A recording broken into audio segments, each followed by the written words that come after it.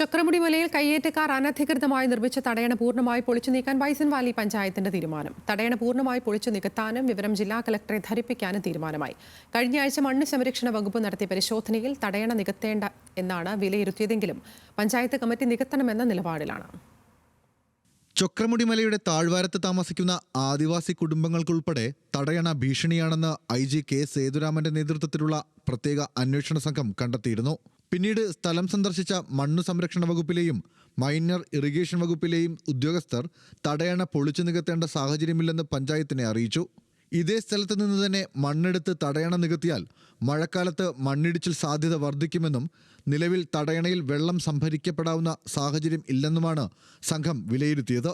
തടയണയിൽ വെള്ളം കെട്ടി നിൽക്കാതിരിക്കാൻ geo synthetic clay liner sheet വിരിച്ച് പുല്ല്, രാമച്ചം പോലുള്ളവ മണ്ണിൽ വെച്ചുപിടിപ്പിക്കണമെന്നും വിദഗ്ധ സംഘം നിർദ്ദേശിച്ചിരുന്നു.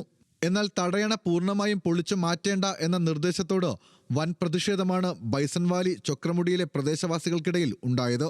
ഇതിനെതിരെ ചക്രമുടി സംരക്ഷണ സമിതി രണ്ടാം ഘട്ട സമരപരിപാടികൾ ആരംഭിക്കുമെന്നും അറിയിച്ചിരുന്നു.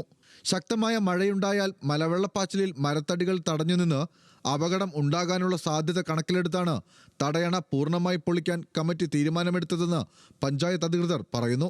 17 മീറ്റർ നീളവും 3 മീറ്റർ വീതിയും 2.5 മീറ്ററോളം ആഴമുള്ള കുളത്തിന്റെ 4 മീറ്റർ മാത്രം പൊളിച്ചു നീക്കി മാത്രം മതി റിപ്പോർട്ട്. പക്ഷേ ഗ്രാമപഞ്ചായത്ത് കമ്മിറ്റി ഈ 17 മീറ്റർ നീളത്തിലുള്ള 3 മീറ്റർ വീതിയിലുള്ള കുളത്തിന്റെ അടിഭാഗത്തെ മണ്ണ് നീക്കം ചെയ്യണമെന്നാണ് പഞ്ചായത്ത് കമ്മിറ്റി ഏകകണ്ഠമായിട്ടുള്ള തീരുമാനം. 17 മീറ്റർ നീളമുള്ള ഈ തടയണ പൊളിച്ചു നീക്കി നികത്തുന്ന നടപടികൾ ഉടൻ ആരംഭിക്കുമെന്ന് പഞ്ചായത്ത് പ്രസിഡന്റ് അറിയിച്ചു. ന്യൂസ് മലയാളം, ഇടുക്കി.